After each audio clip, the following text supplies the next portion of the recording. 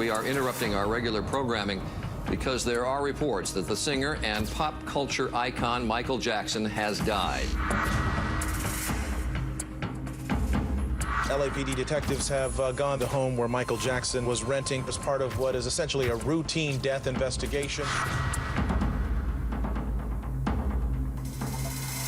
The L.A. County coroner has ruled Michael Jackson's death a homicide, and the last person to see him alive is his doctor. Conrad Murray figuratively and literally abandoned Michael Jackson. Conrad murderer! Conrad Yea, though I walk through the valley of the shadow of death, I will fear no evil.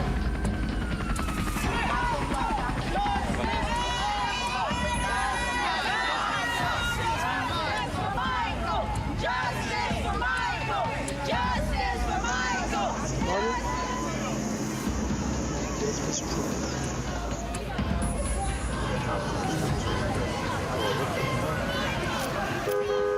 Dr. Murray is not a perfect man. He's an imperfect man, like all of us. But if the prosecution is going to get up here and tell you he's greedy and callous and reckless, you need to hear the full story about it.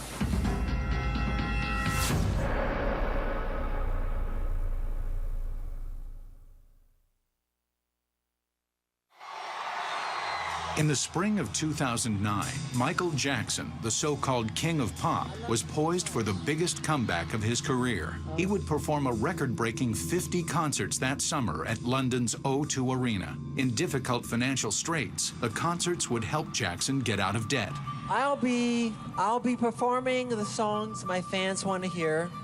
To get through this grueling schedule, Jackson turned to Dr. Conrad Murray, a Las Vegas-based doctor he knew. This is it. I mean, this is really it. This is the final curtain call.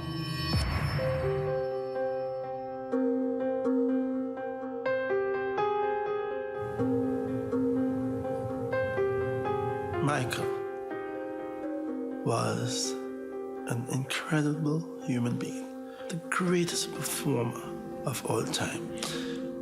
We're friends, and I could never, ever betray his trust in me. On November 7th, 2011, a Los Angeles jury found Dr. Conrad Murray guilty of involuntary manslaughter. For 2 years, we followed Dr. Murray as he awaited and then went on trial. This is his story in his own words. My story is one of David and Goliath. I've seen the whole world coming at me. That's Goliath. David was clearly not expected to be victorious, but he's had God with him. Yeah, you cast your fate to the wind, and it's left for others to judge and to make a decision.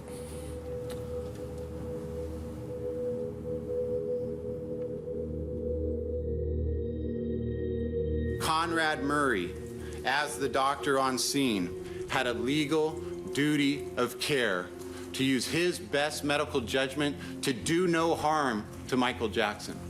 He left this vulnerable man filled with Valium and midazolam and lorazepam and propofol with no medical monitoring equipment, no necessary resuscitative equipment. Conrad Murray's actions directly caused the death of Michael Jackson. We believe that the evidence will tell you this, that Michael Jackson wanted to sleep for 10 hours, was frustrated, unable to sleep, and his doctor would not give him propofol, the drug that he wanted. And Michael Jackson swallowed up to 8 lorazepam on his own, without telling his doctor, without permission from his doctor. And when Dr. Murray left the room, Michael Jackson self-administered an additional dose of propofol. And it killed him. And it killed him like that. And there was no way to save him.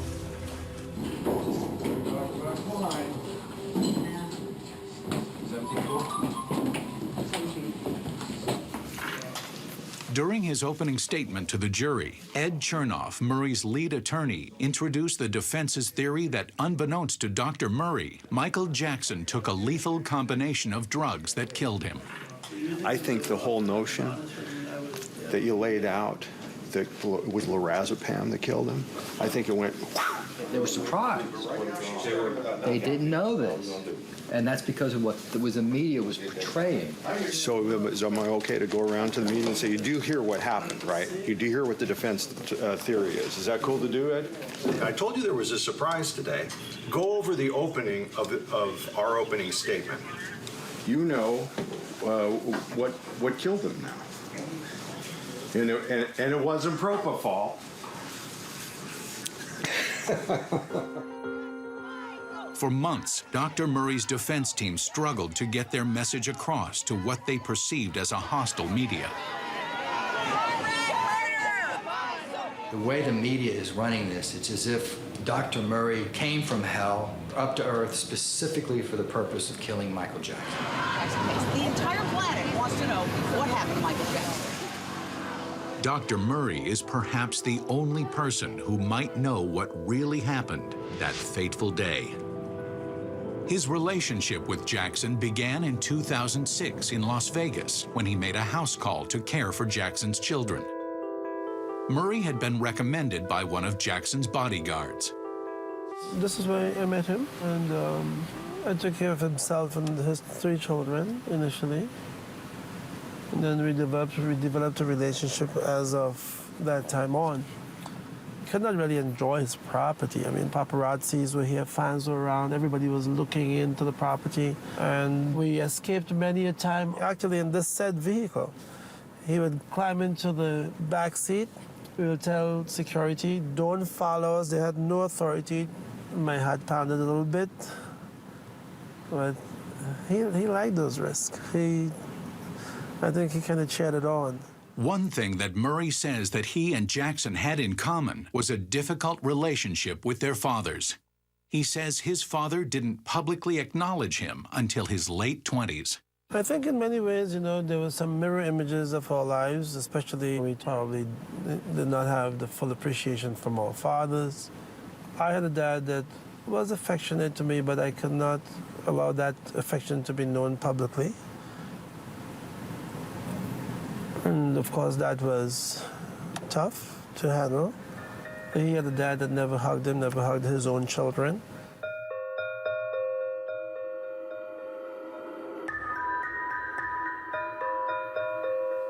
And I've seen him cry so many times. And I told him, it's okay to cry. It's okay. It's okay, Michael. You can cry.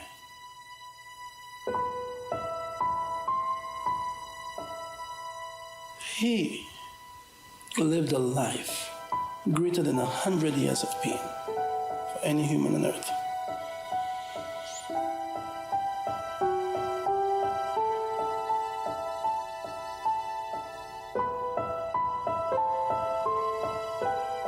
All of his life, he was searching for a friend. He had very close acquaintances, but friends he did not have. He said, of all my life, I have found one friend, which is you, Dr. Conrad.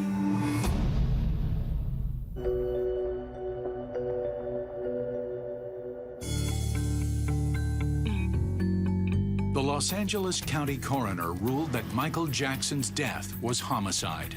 The autopsy stated that an overdose of the powerful anesthetic propofol killed him, a drug Murray admitted to police giving Jackson that morning. I'm holding LAPD item 119, Your Honor, containing 2 100-milliliter propofol bottles, 7 20-milliliter propofol bottles. I'm opening the bag. The use of propofol in Jackson's home was the most damning evidence against Murray. But the defense argued that the 25 milligrams of the drug he says he gave Michael wasn't enough to cause his death. We're not communicating very well, Doctor. I asked you a question. What amounts of propofol do you use?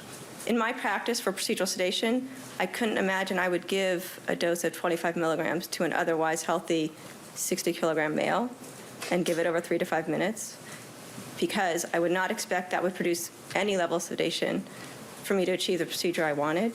So is what you're saying is that 25 milligrams is a very small amount of propofol to give a patient? 25 milligrams would not be a sufficient dose in most patients. You had some really good feedback about your performance, Flanagan. Old idea. We needed that one. Yeah. Well, she would start off with 60 milligrams. Doctor starts off with 25. He's obviously not over-medicated.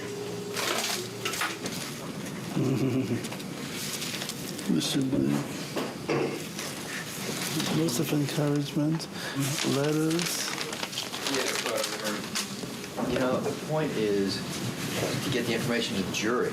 You did that perfectly. I got it. They got it. I saw them get it. Wrapping up, when do you expect to be your main witness to call? Is it this week or next week? We will not start until the prosecution finishes. Justice for Michael!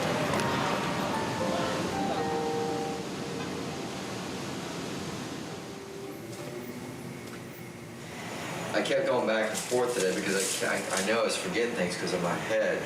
I wasn't seeing things. I couldn't see. Murray's defense team hasn't been paid for months because Dr. Murray is financially strapped. So to save money, Michael Flanagan, the LA-based member of the team, and his wife, Susan, invite Ed Chernoff, Murray's lead defense attorney, to stay at their home outside of LA. Chernoff comes from Dr. Murray's old hometown, Houston, and prides himself on his closeness with clients, saying on his website that clients consider him a savior and a friend. Everybody flocks around, and there's got to be 100 cameras. So she said, well, what about Michael Jackson being so screwed up? I said, yeah. You see why you needed Dr. Murphy? Or Murray? That's what happens when Dr. Murray's not around. Well, you know what? There's nothing wrong with that. You have a First Amendment right to that. In fact, I think that's fantastic. You just didn't call him Murphy. What's his name? 4 months before his death, Murray says Jackson began pressing him to close his Las Vegas and Houston medical clinics and become his personal full-time physician. He wanted Murray to keep him in top health for the 50 This Is It concerts. He said, Dr. Conrad, I have watched you. I have looked at you for so long. And I said, why were you looking at me? What was that about? He said, I looked at you because, and I tested you, and you are the one. In April 2009, Murray agreed to make Michael Jackson his only patient. He shut down his private cardiology practice and moved to Los Angeles to live with Michael in the Beverly Hills mansion that was being rented for Michael by the concert promoter AEG Live. I had the entire reign of anywhere I wanted to be in the house. And the only people that was in the home would be the children, Michael, and myself. Security never permitted to come into his house. But there was a second bed chamber and adjoining bathroom which was off limits to everyone but Michael. He always had a chamber that was exclusively his. And that chamber was reserved and completely locked down. Not even the maids can go in there. The children would go in there with him once upon a while, but they always walked in there to get together. So that was off limits. The bedroom that he slept in, where I worked with him during the night, that I had to persuade him eventually to have it cleaned because it did not smell good. It was mildew, and I had to get it clean. Dr. Murray's never been in that bathroom. That's off limits even for him. Nobody's been in that bathroom.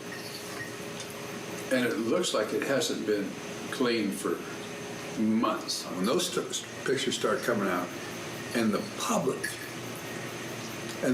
finally gets to see what that bathroom looks like, what are they going to think? They'll start turning around. Explain a 50-year-old man who sleeps with a baby doll and has pictures of basically infants to 2 years old children looking at him every night. I think everything about him is sick. It's weird. I believe he's as weird as Amazing in his field, in music. I think mean, the media made him appear weirder than he is. I mean, it's not normal. You gotta be kidding me. He can't be any weirder than he is.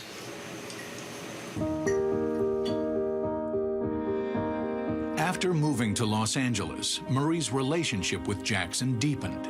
It was then when Dr. Murray says Michael confided his vision that God had asked Michael to reach out to the world's children to save the planet from destruction.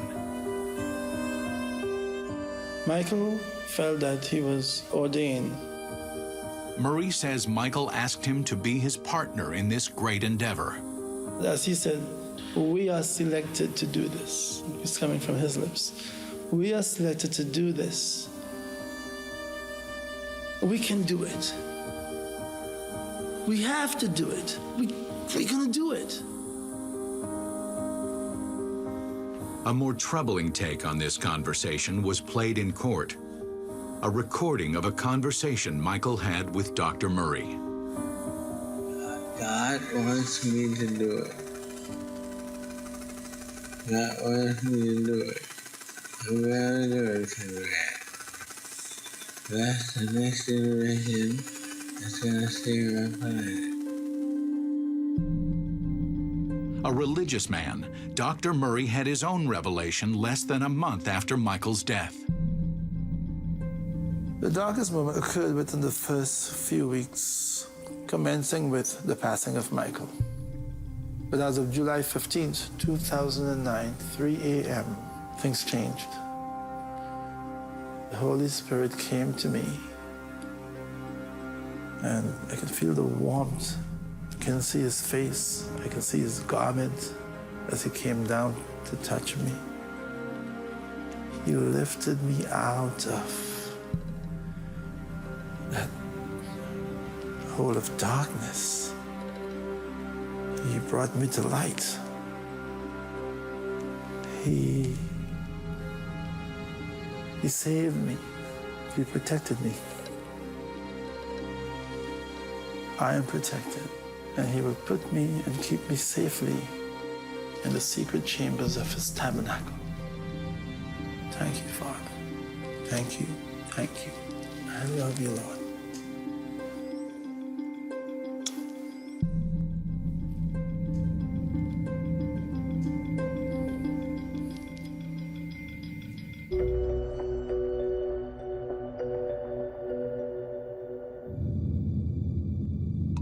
June 2009, the rehearsals taking place at LA's Staples Center for Michael's This Is It tour were not going well. During the trial, the prosecution showed footage from the rehearsals to demonstrate the vigor and health of Michael just prior to his death. What they didn't show was footage of the many earlier performances where Michael was late or didn't complete his rehearsal. The producer, Kenny Ortega, had made several statements. This could not go on. If Michael was not going to do what he was expected to do, they could not have a show. And they could not get Michael to conform to what they wanted. Michael, on the other hand, was saying they were working him too much. He did not want to be worked as a machine. He felt like a machine.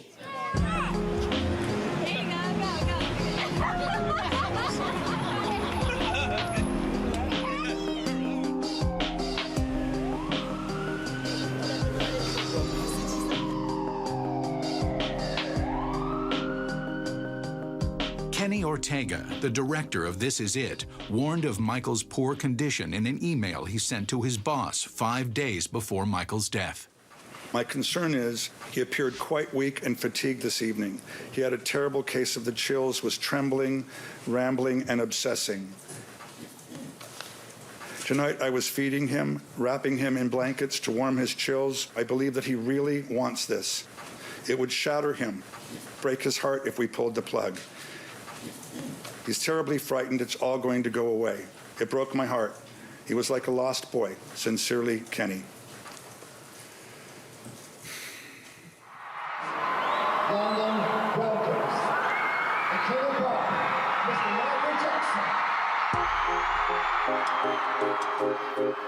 With AEG Live advancing a great deal of money for the production, in fact, AEG Live was bankrolling Michael's house, his staff, and had agreed to pay Dr. Murray $150,000 a month.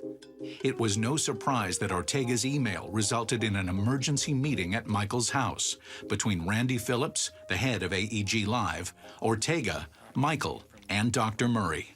Yes. In court, Phillips was asked about that meeting. Kenny opened the meeting up by talking about his concern that Michael needed to really focus and to really pay attention to this production, that it was massive, and they couldn't do it without him.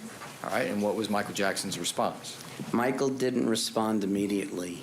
Okay, Dr. Murray spoke for Michael on the situation and Michael's focus and Michael's showing up, and guaranteed us that Michael would get into it, would connect. Jackson's problems at the rehearsals stemmed in part from a severe sleep disorder he had been dealing with for years. According to Dr. Murray and others who testified at the trial, Jackson treated the problem by having doctors give him propofol. Murray himself admits giving Jackson propofol soon after he became Michael's full-time physician. He spoke as if, because of this current concert, he needed to get sleep so he can compose properly, be ready for the performances, and this was only because of the This Is It concert. Days before his death, Michael stepped up the pressure on Murray to help him get the sleep he needed to perform. He said, I want 15 to 18 hours of sleep. That's what most doctors gave me. Give me 10 minutes. Give me 20 minutes. And I said to him, why would 10 minutes help you? It doesn't make sense. How would 20 minutes make a difference?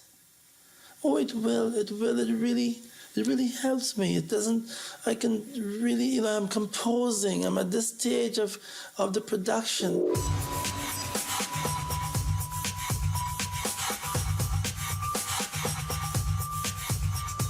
And I've now spiked the bottle of propofol with this spike, which I can then... The prosecution's case is built on the belief that Murray should never have given Michael propofol at home to help him sleep, and that the drug, in fact, caused his death. To be treating them with a potent anesthetic that has no proven role in management of insomnia is just really hard to really grasp. It's inconceivable. To win their case, the defense needs to successfully undermine the prosecution's expert medical witnesses who are hammering away at the dangers of propofol and the fact it should never be home administered. Because of his strong background in trying complicated medical cases, Michael Flanagan will be the defense's attorney in cross-examining the medical witnesses. Now, how much propofol did he give it? He gave 25 milligrams of propofol and then started him on a drip. No, it doesn't say he started him on a drip, does it? I think it does, yes. Well, it doesn't. It doesn't? No. Can I look at sure. The report? I think that doctor is simple. I can cross-examine him and he wouldn't stand a chance. I'll swipe him like a sword. He's stupid. However, I take offense when my damn attorney is not prepared for that man. When he never said he gave a drip. I disagree with you. He gave a drip. It says here. Dr. Murray goes, the dose and the drip. Line 22. He says it. This is about that night. Flanagan gotta wake up. He needs a lot of coffee and some Pit Bull or Red Bull for after lunch and end the story. This is why I said I'm available. Ask me questions. Right. I am the source. Talk to me. Spend time with me. Get to understand it. I'm available. So when you go up there and you're fumbling around like that, of course it pisses me off today. Okay? That's not what I expect. Right. Okay? Stop. Do not, I'm talking to mommy. Please don't interrupt me. The dose and the drip is referring to what he handled. Didn't you understand that to be referring to what he had handled before? Fine? No, I don't see it that way. He didn't say I didn't give a drip. He said I gave a drip, dose and drip. Can we agree to disagree? And I probably should have controlled them a little bit better. I think if the prosecution arrested right now, they'd win.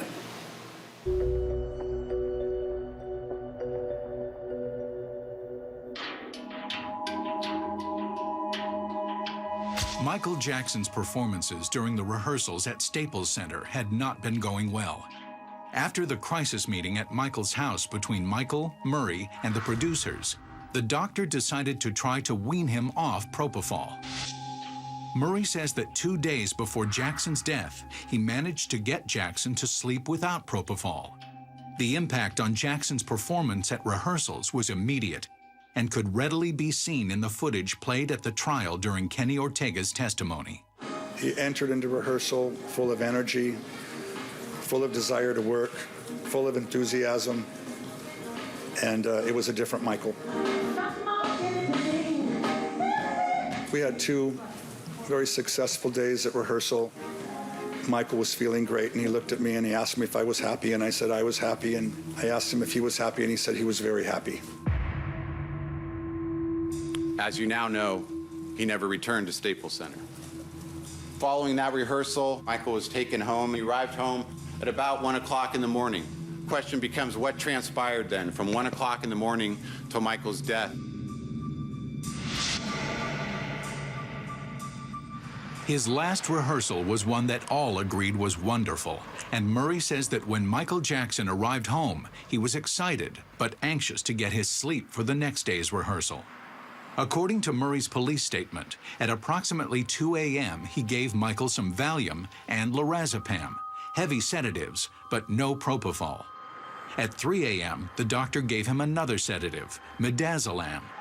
Despite all these drugs, Jackson couldn't sleep. Hours passed. Murray says Jackson begged for propofol, which, because of its milky color, Jackson called milk. He was basically hysterical. He really could not sleep. And he begged and pleaded and asked me, please, please, Dr. Conrad, I need some milk so that I can sleep. If I don't get any sleep today, I could not perform. I could not do anything. AG will be upset. Everything will basically go down the drain. He looked to me during that morning to be like the Thriller. Have you ever seen the Thriller image that when he was made up?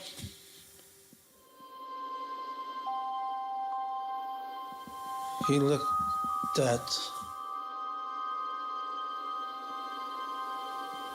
Now, I did not want to give him the medication because I'm trying to show him a different path. But here's the pressure that he puts on me now. He can't practice, can't go to concert. AG is gonna be on him. The tour will fall apart. It's not gonna happen. This is it. It's over for this man if he does not make this happen.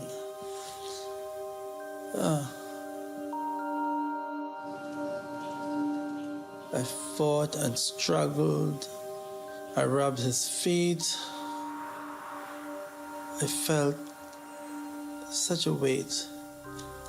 I was so worried about this man who's my friend, thinking about where AG promises future would lie. Wow.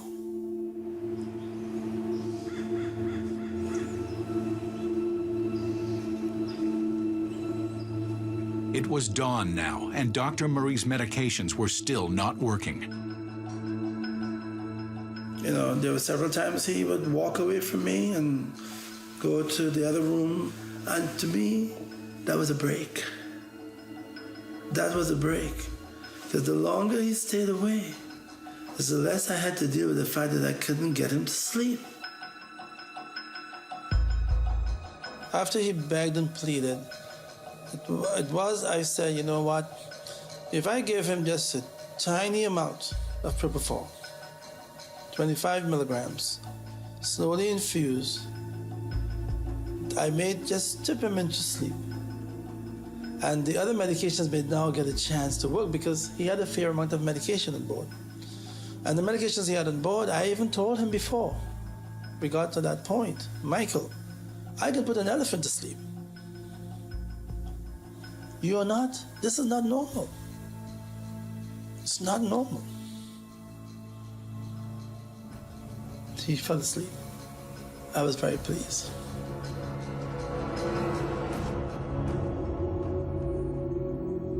By now, according to Murray's police statement, it was 10:50 a.m. Murray says he watched over Michael for 25 minutes until he felt the small amount of propofol had worked its way through his system. He then began making phone calls. So it was not unusual for me to make calls or return calls during the morning hours while he was still asleep. It wasn't unusual. His last call was to a waitress he had met recently. He never completed it. I said hello, hello, and I didn't hear anything. And that's when I pressed the phone against my ear and I heard mumbling of voices. It sounded like the phone was maybe in his pocket or something. It was During this call, Dr. Murray sees that his patient, Michael Jackson, has stopped breathing. He was not breathing. So my concern was, has those agents, the Valium, the Ativan, the Versed, acting in concert, has now overwhelmed him once he went to sleep. Not 25 milligrams of propofol. Instead of dialing 911 immediately, Murray attempts to revive Jackson while calling for help from the household staff. I saw Dr. Murray come down the stairs into the kitchen in a panic and a frantic. What did he shout? Get help, get security, get Prince. The first security guard that showed up finally when he realized there's an emergency comes to the door, and his name is Alberto Alvarez. He got to the door and he remained static. I was reaching for my phone in my pocket, and as I was doing that, Prince and Paris came behind me. Paris screamed out, "Daddy." And I told security to get the kids away from there. Get the kids away from them because I did not want them to see their father getting CPR or having such a resuscitative event. Dr. Conrad Murray said, "Don't let them see their dad like this." And I proceeded to turn around to the children and kind of ushered them out and said, kids, don't worry. We'll take care of it. Everything is going to be okay. And he says, "Oh, doctor, what happened? I need help. I am doing CPR. Mr. Jackson's not breathing. Come in here. Get me help. Call 911. I need you to call 911. Sir, we have a gentleman here that needs help, and he's not breathing yet. He's not breathing, and we're trying to pump him, but he's not. Okay. In addition to me doing CPR, chest compression, and trying to resuscitate this patient, I'm controlling him on the 911 call. How old is this patient? 50. We have a personal doctor here with him, sir. Oh, you have a doctor there? Yes, but he's not responding to anything. No, he's not responding to CPR or anything, sir. Oh, okay. I said, tell them where we are and get over here. Get here. I need you to come. Come on. Help me. Sir, you just, if you can please. We're on our way. I'm just passing these questions on to my paramedics while they're on the way there, sir. Thank you, sir. He's pumping his chest, but he's not responding to anything, sir. Please. Okay. We're on our way. You, as the on-site emergency room doctor, authorized the paramedics to pronounce the patient dead? Yes. Okay.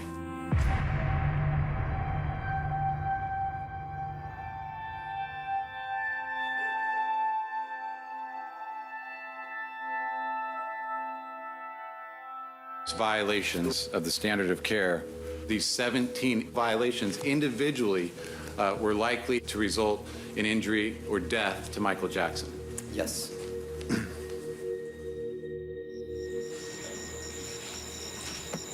Murray's defense team will call its own propofol expert, Dr. Paul White, to the stand.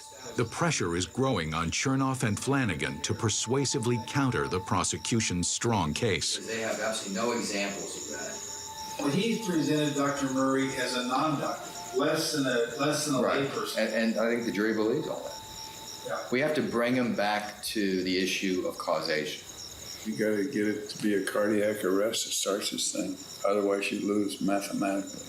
Do you really honestly think that during cross-examination of Schaefer, he's going to admit that it's a cardiac arrest, and we're going to have that argument, that conversation? No, I think he's got to admit he doesn't know because he has never studied the effects And of as soon as I ask him, isn't it true you don't know, he's going to say, I do know, and here's why I know. Here's this, and this. And we're not going to do that.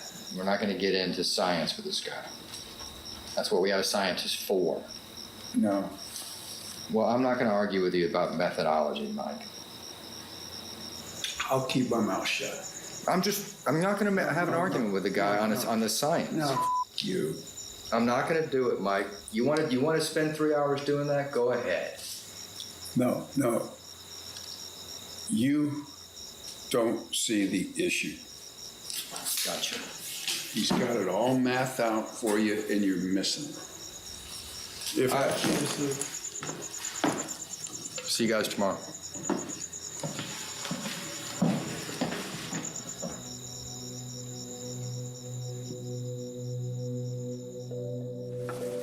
Thank you, Doctor. Thank you, Your Honor. Mr. Walgren, thank you. At this time, cross-examination by the defense. Mr. Chernoff? Thank you, Judge. Thank you. Mr. Schaefer, good afternoon. Their dispute over strategy led Chernoff to remove Flanagan from the vital cross-examination of Dr. Schaefer. One of the things that you were asked your opinion about that you testified to yesterday were the actual IV setup, infusion, how Michael Jackson received the propofol that was in his body. You do understand the difference between opinion and fact, don't you? Objection, argument. Do you? I'll sustain the objection. You may You react. understand that everything you said in the last 2 days was your opinion. You do understand that, right? Do you understand that? It might be the opinion that I have as a physician, but I believe it's that's an interesting question. Chernoff's cross of Dr. Schaefer resulted in a falling out with Flanagan, causing Chernoff to move out of Flanagan's house. My theory with experts is you don't cross experts in their area of expertise. You're asking for trouble. You're not going to be smarter than the expert. And and Flanagan disagrees with that theory, but it's important enough for me, and that's why I took it over. You know, I'm fighting the judge anyway, fighting the prosecution anyway. I'm hoping that it'll all pan out, but it may not.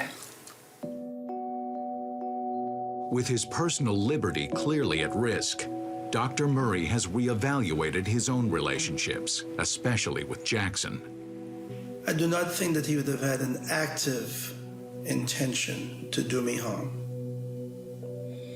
But I think through his most intense desire to have me there with him, it was intertwined with a degree of betrayal. Teach me your way, O Lord, and lead me in the smooth path because of my enemies. Do not deliver me to the will of my adversaries, for false witnesses have risen against me. Wait on the Lord, be of good courage, and he shall strengthen my heart. Wait, I say, on the Lord. Yes.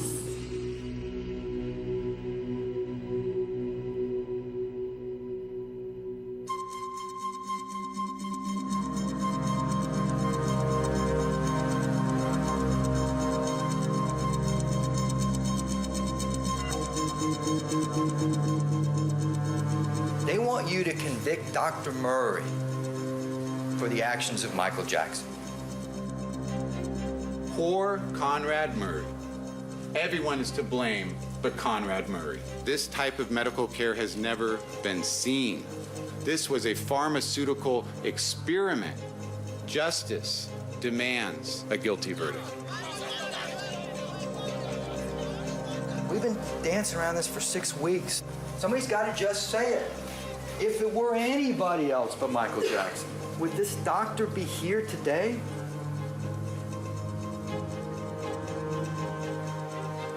Ladies and gentlemen of the jury, I am advised that the jury has reached a verdict. We, the jury in the above entitled action, find the defendant, Conrad Robert Murray, guilty of the crime of involuntary manslaughter.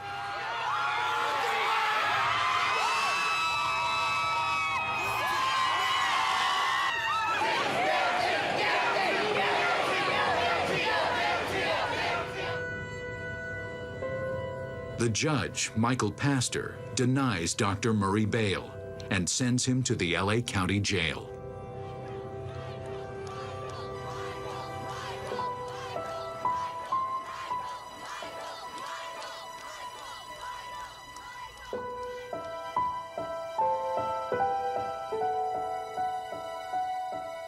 It was so sad.